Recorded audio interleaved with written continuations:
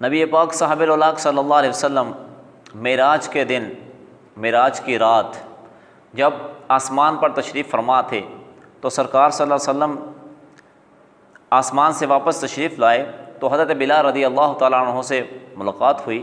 तो नबी पाक साहब सल्लल्लाहु अलैहि वसल्लम ने फरमाया कि या बिलाल समिअतु दफ़्फ़िना अलैका बैना यदैया फ़िल जन्ना, कि ए बिलाल मैंने जन्नत में अपने आगे तेरे कदमों की आहट सुनी। तो नाज़रीन, ज़मीन पर बैठकर आसमान का नक्शा बता रहे हैं, आसमान की हैयत बता रहे हैं और आसमानों पे खड़े होकर ज़मीन पे चलने वाले कदमों की आवाज़ को सुन रहे हैं। ये है मेरे नबी पाक साहब सल्लल्लाहु अलैहि वसल्लम की सुनने की कुव्वत जो अल्लाह रब्बुल इज़्ज़त जल्ल जलालुहु ने अपने प्यारे महबूब अलैहिस्सलातु वस्सलाम को अता फरमाई। इसी मौजू को आगे रखते हुए एक और हदीस पाक आपके गोश गुजार करने की कोशिश करना चाहता हूँ। इस सिलसिले में अबू दाऊद शरीफ में हदीस पाक मौजूद है। हज़रत जाबर रज़ी अल्लाह तआला अन्हु वो रावी हैं इसके, कहते हैं कि खैबर की यहूदिया ने नबी पाक साहब सल्लल्लाहु अलैहि वसल्लम की दावत का एहतमाम किया। उस यहूदिया ने एक बकरी ज़िबा करवाई, उसका गोश्त बनाया और उसको रोस्ट किया। रोस्ट करने के बाद उसने बकरी के आगे वाले हिस्से, आगे वाली टांगों को जहर आलूद किया, तमाम गोश्त को जहर लगाया और आगे वाली टांगों को ज़्यादा जहर लगाया कि उसे मालूम था कि नबी पाक साहब सल्लल्लाहु अलैहि वसल्लम को बकरी की आगे वाली टांगों का गोश्त जो है वो पसंद है। तो अहदतहा रसूलुल्लाह सल्लल्लाहु अलैहि वसल्लम, वो गोश्त जब नबी पाक साहब सल्लल्लाहु अलैहि वसल्लम की बारगाह में हदिया किया गया, सहाबा इकराम मौजूद हैं, नबी पाक साहब सल्लल्लाहु अलैहि वसल्लम के सामने वो हदिया पेश किया गया तो वो तकसीम कर दिया गया।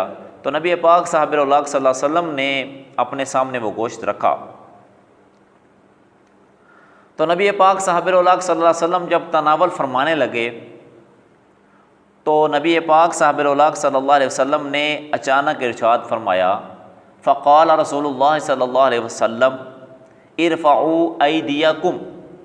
रसूलुल्लाह सल्लल्लाहु अलैहि वसल्लम ने फरमाया कि ए सहाबा, अपने हाथों को रोक लो, इस गोश्त को तनावल ना करना।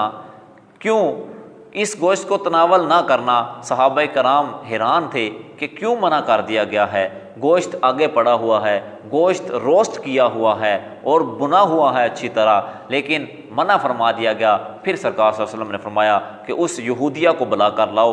जब उस यहूदिया को बुला कर लाया गया तो सरकार सल्लल्लाहु अलैहि वसल्लम ने उस यहूदिया से मुखातब होकर इरशाद फरमाया, सममती हाज़िही शाता। सरकार ने फरमाया, क्या तूने इस बकरी के गोश्त में जहर मिलाया था? वो यहूदिया सुनकर हैरान हुई। तो वो क्या अर्ज़ करती है? वो कहती है, अखबारा का, आपको किसने ख़बर दी? मैंने तो ये बड़ी खुफिया प्लानिंग के साथ यह जहर मिलाया था। मैं ये देखना चाहती थी कि अगर आप अल्लाह के सच्चे नबी हुए तो आपको मालूम हो जाएगा कि इसमें जहर मिला हुआ है, और अगर आप झूठे हुए नाउज़ बिल्ला तो फिर आपका काम तमाम हो जाएगा। ये आपको किसने ख़बर दी? उसके अल्फाज थे अखबारा का, कि आपको ख़बर किसने दी? मैंने तो अकेले ये काम किया था, मेरे इस काम में कोई दूसरा शरीक नहीं था, लेकिन फिर भी आपको किसने इस बात की ख़बर दी कि इस बकरी के गोश्त में जहर मिला हुआ है? तो सरकार सल्लल्लाहु अलैहि वसल्लम ने क्या इरशाद फरमाया? आप सल्लल्लाहु अलैहि वसल्लम फरमाते हैं, अखबरतनी हाज़िही माफ़ी यदी लिज़राई। ये जो बकरी की आगे की टांग वाला गोश्त है, ये जो मेरे हाथ में टुकड़ा है, इसने मुझे ख़बर दी कि मेरे अंदर जहर मिला हुआ है। अब देखना ये है कि ना तो वहाँ कोई आवाज़ है, ना वहाँ कोई हरूफ हैं, ना वो बकरी बोलने के काबिल है। अगर ज़िंदा भी होती तो वो अपनी ज़ुबान से बोलती, और बोलती भी क्या, अपनी आवाज़ निकालती, उसकी समझ भी ना आती।